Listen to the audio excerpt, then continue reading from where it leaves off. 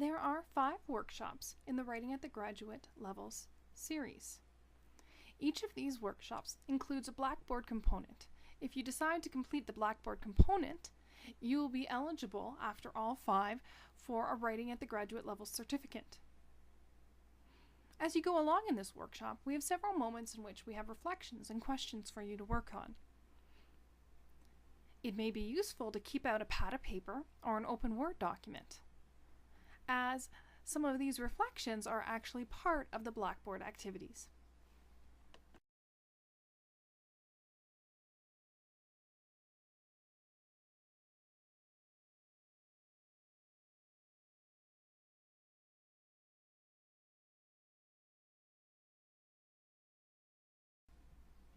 Welcome to Writing at the Graduate Level, Session 1, Getting Started. Now, I recognize that some of you may be listening to this workshop and perhaps you've already completed some of your graduate work, but many of you might be just at the beginning, and it can be a bit overwhelming. You may want to cry, you may wish that you could get some sleep and that having a nap would be a good idea. And at sometimes you might find that you're meeting new people, doing really exciting work, and that this is a really engaging and active experience. In many ways, graduate school is a lot like the Dr. Seuss book, Oh, the Places You'll Go. Yes, you'll try all sorts of new things. And they come with a whole set of new expectations that unfortunately we don't quite get a rule book with. Just like when you entered your undergraduate degree, you had to learn about genre, how do you interact with your professors, and similar things. The one thing that I want you to keep in mind is that all graduate students at some point question their abilities. So that if you're ever feeling that you're a little overwhelmed, that talking to other students can be the key to realize that this is not an unusual feeling, it's one that's shared. And at the same time, I want you to keep in mind that you are prepared. You got here for a reason. They let you in. And often this is because you have the skills you need. Rather, we just need to adapt, apply, or transfer these skills to this new context. Somewhere along the road, we all wish that we had the ability to do things that others can. I like to think of them as superpowers. Because if I could have any superpower, the one that I would want would be to be the person who could write their paper the night before. Heck, how about writing the paper a week before? And as I've gone along in my graduate career, I've been envious at certain points of people who had this skill, where writing came easily to them.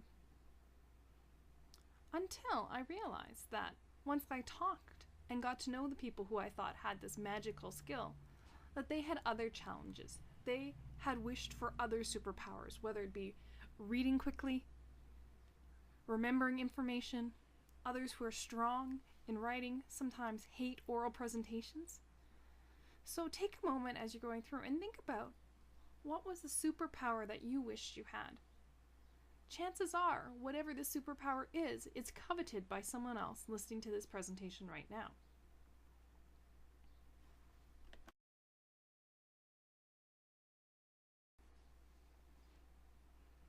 For many of us, it may have been a while since we were last in university. Maybe you've been working, having a family, or you may just be coming right out of your undergraduate degree. The one thing that we all have in common is we really did that well. We became the experts of knowing what's going on, what's expected of us at the undergraduate level. What tends to throw people is when you get to the graduate level is these aren't the same expectations. Yes, figuring out what the professor wanted and writing that paper.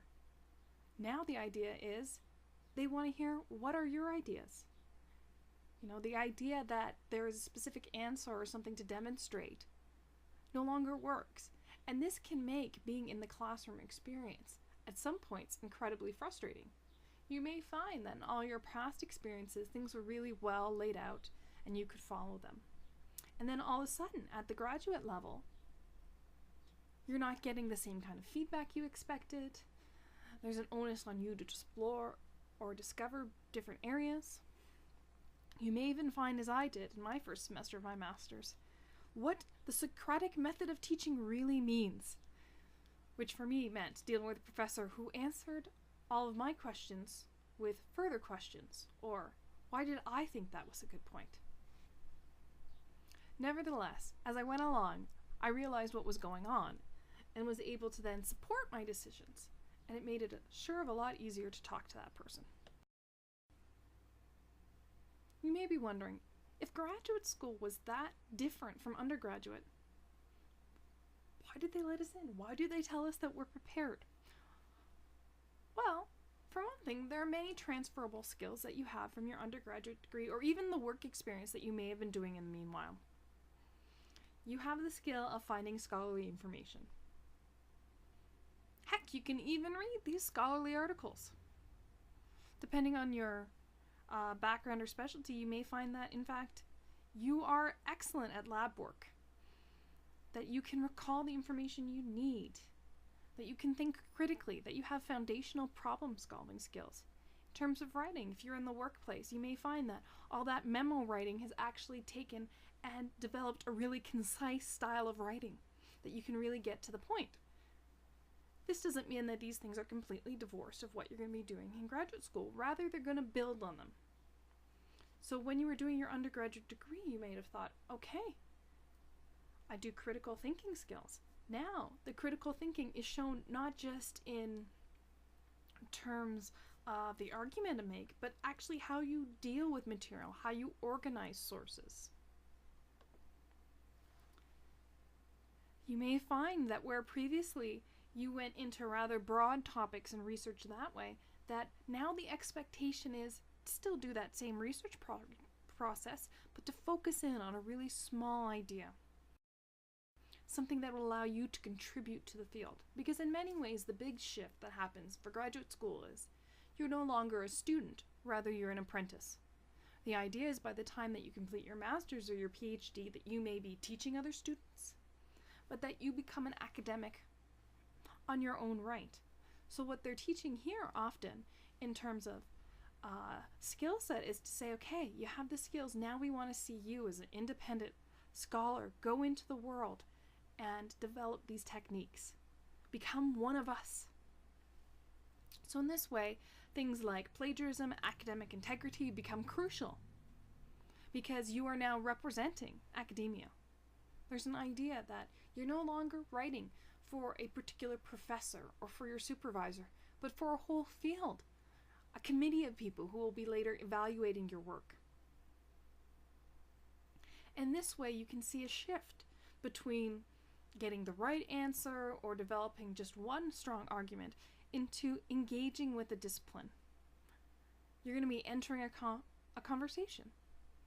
Just imagine when you go and you do a conference presentation.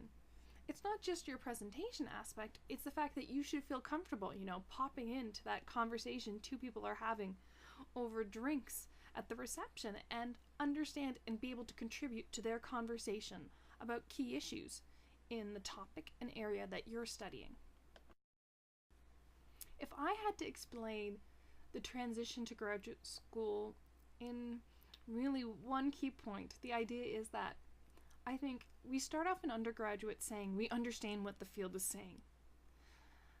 But now you're contributing to it. You're adding something new. So in this way, where previously we could construct papers or ideas based on the work of other people or just repeating the same lab practice that someone else did and saying our results, now the idea is that we're creating new knowledge. We're creating new understandings of systems, processes, our topics. And because we're creating new knowledge, we've kind of been up to that level further. So we can't just simply rely on what other people have said. We need to interpret, organize it, and construct it, often to explain something new or to develop a foundation of what our new project, what our contribution project is going to be.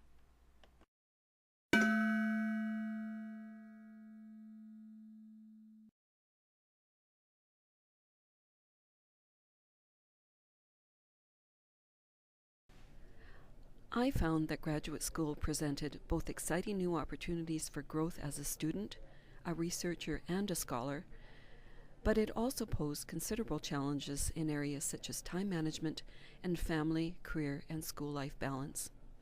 In graduate school, the expectations for good scholarly writing were also much higher than they had been as an undergraduate.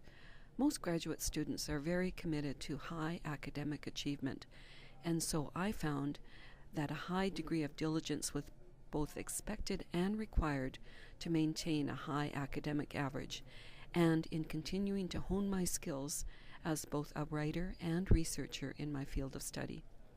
When working on my thesis, I found that the best advice I received was to try and do some writing each day. Also, I think graduate students can very easily get sidelined by spending too much time in their research phase of reading rather than in starting to write. So my best advice to you is get writing early and do it often.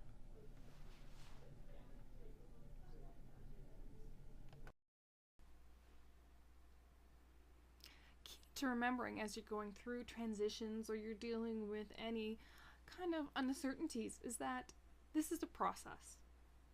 And in fact, we're going to end with this notion of a process. And thus, what we start off to do, the topics we start off with, the ideas that we start off with, often change and develop over time. I remember coming into doing my degree and I had an idea of what my topic would be and how I'd look at it. And by doing more coursework, understanding new theories, it changed, and it's always kind of changing and being reshaped by the writing I'm doing, by what I'm reading. And in fact, if you're at a PhD level and you go through the candidacy process and you've now sat down and read such a group of texts, that too changes it. So don't get frustrated when you think that your sort of first plan isn't right. Rather, one way to really enjoy the process of graduate school is to engage and understand that this is a process, and to enjoy the process. That, if you came in with one idea and left with the exact same one, would not be even close to as exciting as realizing, oh, there's something new here. Or, okay, this isn't working out, but being able to be the person who solves that experiment, that problem. So consider that when you're going through, is that this is not something that we can anticipate all the realities or all the expectations that are coming across. Rather, we should enjoy the fact that there's something unexpected. Heck, maybe we'll become the first line of this cartoon. Maybe you'll be totally surprised that everything you planned completely worked out.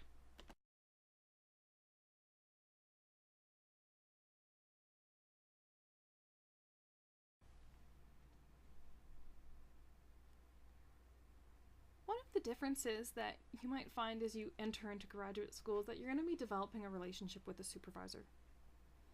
And having a supervisor is different than having a professor who was your instructor. And sometimes, too, it even changes with their shift in the expectations of what you should be able to do in between a master's or a PhD.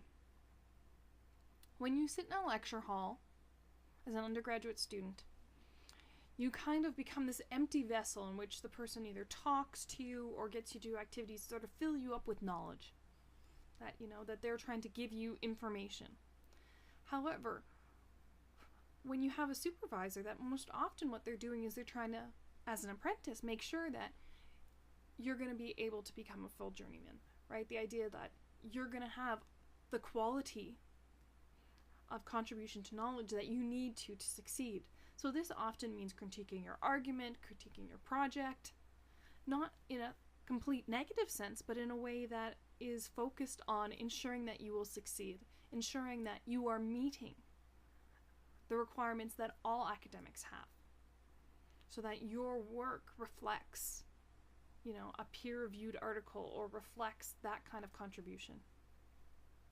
And along with this kind of relationship, because they're not just giving you information, they're also not going to be the stand-in for any kind of skills or other things that they think that you should already have or that come with it. So a lot of your skill development to be able to complete this project, whether it be in terms of writing, in terms of reading, in terms of finding resources, may not, and most likely will not, just come from your supervisor. Rather, they're expecting considering you have all those great research skills, is that you're going to be able to find resources and assistance that'll help you complete your project or help you build the skill sets that you need to complete this project.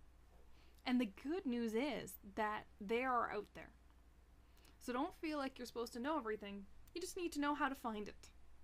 So you may want to draw on a whole bunch of resources. I mean, the Graduate Students Association has a wide variety of workshops. They have great resources for international students about filling out particular government forms or getting health care. The International Student Center offers language exchange.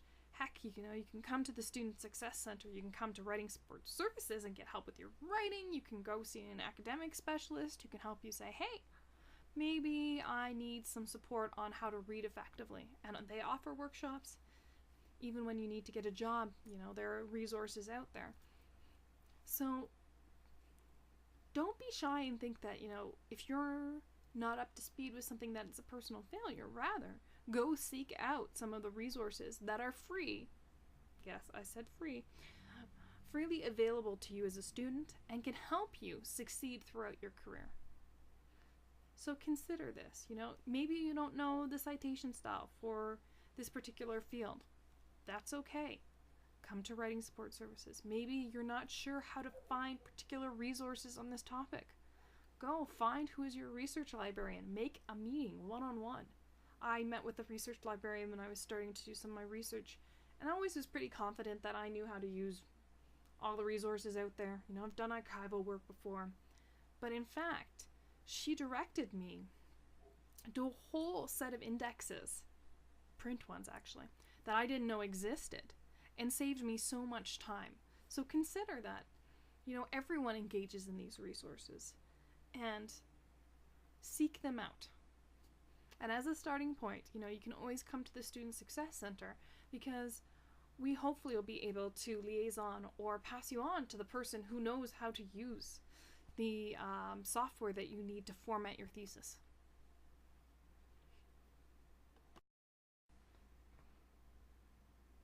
If there's one thing that you want to do to make yourself more productive in graduate school, particularly around writing, the best thing I can say is write every day.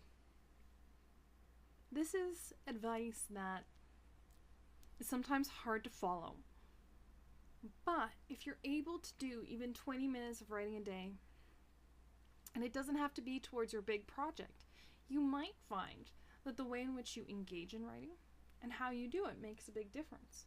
I can tell you that by going to a coffee shop on the weekend, sitting down and allocating, I'm going to do X amount of time on my dissertation, means that on the weekends now I am much more efficient and getting a lot more done on my project than if I just waited for deadlines to come and go. Let me give you a picture to kind of talk about what I'm saying.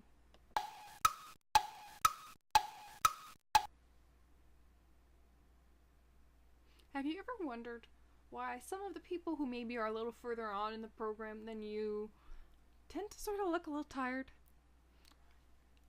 I think the one challenge that you'll face in graduate school that perhaps you didn't expect is the ability to manage your time effectively. In this way, I'm not talking about procrastination, but rather that all of a sudden you have not just the role of being a student, you may have new employment. So this means you may be a research assistant, a teaching assistant, maybe you're doing your degree part-time while still working full-time. We're older than we were when we started our undergraduate career, so this means you may have family commitments, you may have children, you may have home life, you may have a spouse or a partner who actually expects you to be home in the evening, energetic, and may not understand exactly what it means when you say, I still have to do work. I've met with many graduate students at the PhD level who are working on their dissertation, and surprisingly, when I look at all of the schedules and some of the employment we have, that you can see it says like, oh my gosh, I work 40 hours a week and I thought I was a student full-time. So keep this in mind, that sometimes finding the time, setting aside the time can be difficult, especially if English is not your native language. I had an office mate, and in particular, he would often comment how much easier it would be if he could just write everything in his native language. And he really found that this was frustrating because he found that it was taking so much more time than it did previously. And that he could just, even with all this extra time, he knew that, or felt that what he was producing was still of lesser quality, even though it took so much time. On the bright side, though, he was an excellent time manager. He knew and accessed resources. So sometimes some of the challenges, the things that take our time, can actually perhaps encourage us to get to the resources before other people, to get ahead of fellow students who will then later on need to use some of these resources. Also, when you're considering where all your time went, we also have to consider which roles that we play that we value. This means, if you consider yourself a full-time student, then perhaps we need to be orienting our time and effort more towards that project rather than other things that come up, other things that seem urgent, like students' questions about a final exam even though there's 2 weeks before it. You may find that you have to prioritize different things. You may find, okay, I can't be the perfect mother or parent all the time, but I can set aside X amount of time in the evening to work on my stuff so that then another day on Saturday you can be fully engaged in that task. So finding balances, talking to the other people in your life who may have expectations, whether they be, family, an employer, your supervisor, and having that relationship and telling them can often help with your time management. Let them know that there are other things going on and that their tasks may not always be urgent. Also, I highly recommend, if you like to pile your papers in a way that is very particular to you, that you tell your spouse not to move them. There is nothing more disheartening having organized all your journal articles that you printed out and to come home and find that they were all put in a box because they wanted to clear off the table.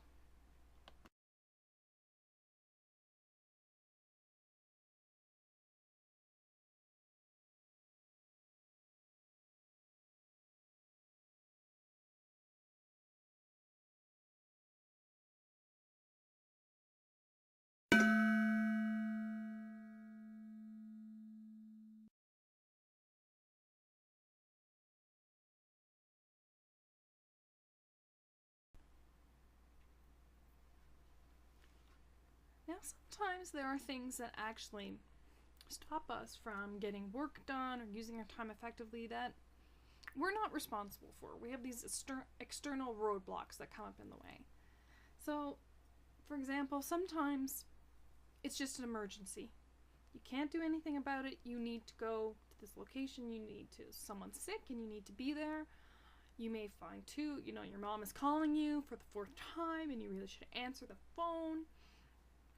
You might find too, sometimes you've gotten the worst flu you've ever had and this is stopping you from working. One I find the most common things are the people who pop by, or these kind of distracting people who come in, and when you see them, all of a sudden now you're spending 30 or 40 minutes talking to them and maybe even helping them out with their work rather than working on your own. And these are often, when we think about some of the things that kind of block our time for writing or our focus on writing, it tends to be these things. It tends to be the email that pops up. Yet, we also have a whole series of internal roadblocks, myths that we've kind of embraced as basically reasons why we can sort of take a break from writing. We may have internal negative self-talk that is actually creating roadblocks for us.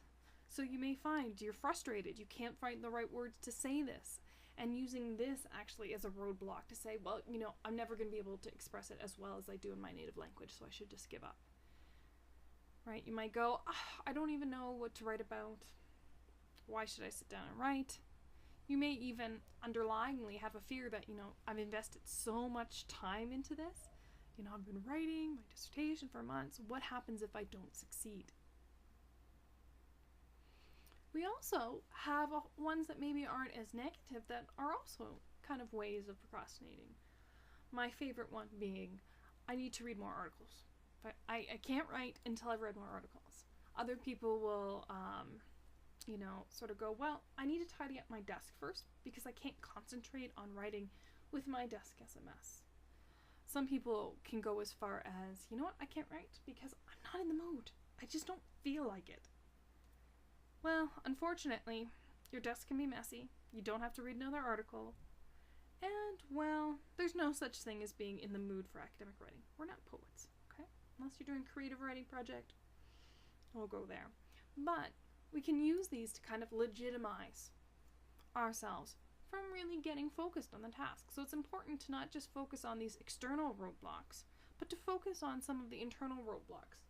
Some of your own talk that maybe is making it harder to get started writing than it really needs to be. I often ask people when I see them at the writing center, so why are you working on this, And I'll get things at the undergraduate like, well, I have to write the paper and it's due this day. So similarly as graduate students, we have a series of external motivations that can actually push us to complete something. There may be deadlines. Your supervisor may have set out a schedule, or your supervisor's going on sabbatical, so you need to get this and this and this done before they're gone.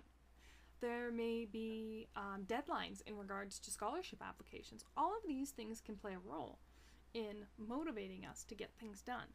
Unfortunately, with external motivations, is that sometimes they can be really useful, but they also come with a lot of pressure, because these are motivations that aren't tied to us and why we're doing the project, but rather are kind of imposed on us.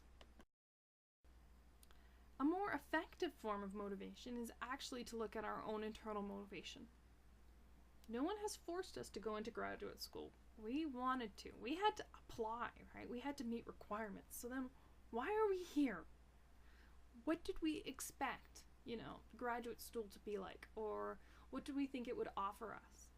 You may find that you're working on a topic that's passionate to you. Maybe you're working with a group of people or a topic that you found really, really interested and wanted to know more about. Tying into that kind of motivation can really help you get up in the morning and sit down and complete the writing you need to. Similarly, maybe you said, I have a different perspective on this topic or idea, and I want other people to know about it. So that kind of idea of wanting to express how you see something and being able to build upon other people's work to do it is another great motivator, because it reminds you of things that are pleasant, right? The pleasure you originally got out of this topic, or I hope you still do. So one way to really deal with motivation is to look and go back to, why am I here? What did I enjoy about it? What am I passionate about in this topic? And that even just by thinking about that before you start going in to writing and such will actually help you become motivated to stay on task. So consider it. Sometimes asking, why are you in graduate school, doesn't have to be, I don't know. It can be, I'm really passionate about this topic, I'm excited about it, and I want other people to be too.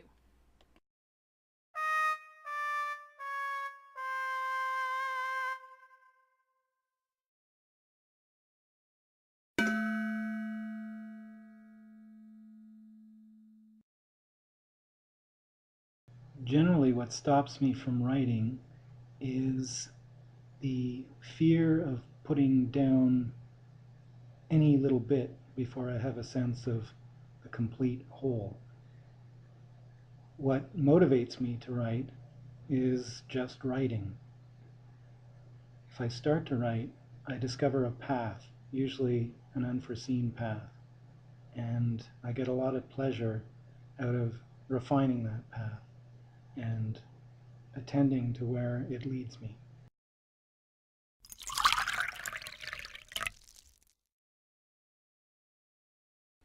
This image outlines what I think tends to be a typical approach to writing that happens. We start off and we know something's coming up and we get ready for writing. Okay. And then you start writing on that project. So you're building up. You're like, okay, I'm focused. I'm writing. I'm getting this done. Okay. And you're working at your top priority. And then, I'm finished. I met that deadline. And then we relax and we don't really write. We do reading. We do the other things that we really enjoy. However, what this process sets up is it always sets up this period of time in which you have to get ready, get into it before you actually reach the point at which you're a strong, productive writer.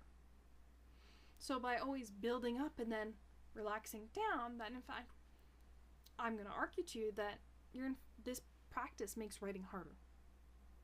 Rather, if we're able to write every day, we're going to find that we're not developing such hurdles, and that in fact, we are programming or basically creating a behavior in ourselves that can make entering the project writing phase a lot easier. What does easier look like? Easier really is basically using the same principles of kind of like Pavlov's dog. There have been studies too about who are the most productive academic writers, and these tend to be the people who write every day. Because rather than building up and relaxing, you can use, small 20-minute daily writing techniques to sort of keep you in the loop so that when you switch to project writing, it doesn't feel so different. We can kind of program ourselves to, okay, this is writing time, I'm comfortable with it, rather than sort of getting in the habit. It's sort of like going to the gym. If you go to the gym regularly, it's not so hard then to keep going. But if you haven't gone for a while, all of a sudden it's, I have to go to the gym, I have to develop this. So consider, that actually having a reoccurring regular practice can make setting down to write that paper, that conference abstract, your large thesis, a lot easier. Now you may wonder, okay, what am I going to write about when I don't have a large project coming up? The great thing about a lot of this new citation software out there, whether you pick Zotero, Mendeley, EndNote, RefWorks, whatever it is that they allow you to make notes along the way. So one thing that you can do, the one thing I wish I had done before I started my dissertation, was that I kept track of my reading. So if you're reading lots of articles or course readings, and to be able to step back and take a moment and say, okay, what are kind of the key things here? What can I use for my work? What is the main point of this? And to be able to note those down are great daily writing exercise that then you can then put into a database, so that when you later on you go back, you're writing a literature review, all of a sudden you have all this writing about it. This means it doesn't have to be a novel or pages, but rather taking down some quick notes about what did you think that they were arguing, how you see it could work or not work in your project can be really useful. They keep you still focused on this larger task, but at the same time, they give you this great resource. Especially if you're careful when you're doing this and that you just don't look at the article but go by your recollections, you'll have all this paraphrasing material that then you can cut and paste into your own work. If you're staring at the page while you're doing it, it may be a little bit dicey then to cut and paste later on, because you may find that the words are those of the source. So consider that, track your reading based on your recollection, and you've already going to have this whole base of information to build the literature review for whatever your next writing project is. Trust me, I really, really, really wish that I had done this at the beginning of my PhD, because to go back, it's so overwhelming. So consider this as you're starting out. This will be such an invaluable resource, these notes. And plus sides too. They keep you in that daily writing practice. I think one of the best reasons I can give you to write every day, other than it'll make you more efficient, you'll get more done, is the idea is that by tracking reading or your project, even tracking vocabulary can be useful, especially if you're not sure of all the terminology, is that it really keeps you in a mind that this is a process. Because as you go through proposals, they'll always be redrafting. I mean, your proposal will be redrafted possibly several times. You're going to complete your dissertation, which will then go to committee, which may involve, you to work on it, whether it be for your supervisor first and then for your committee. Heck, then you think, okay, I'm done.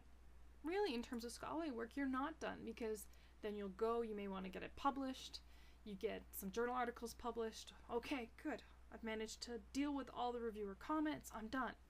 Wait, now someone comes and writes an article that rebuts what you did or critiques it, and then you have to write again to engage that. So the idea of kind of finishing or having perfection in terms of academic work really doesn't fit, because all work becomes part of this process.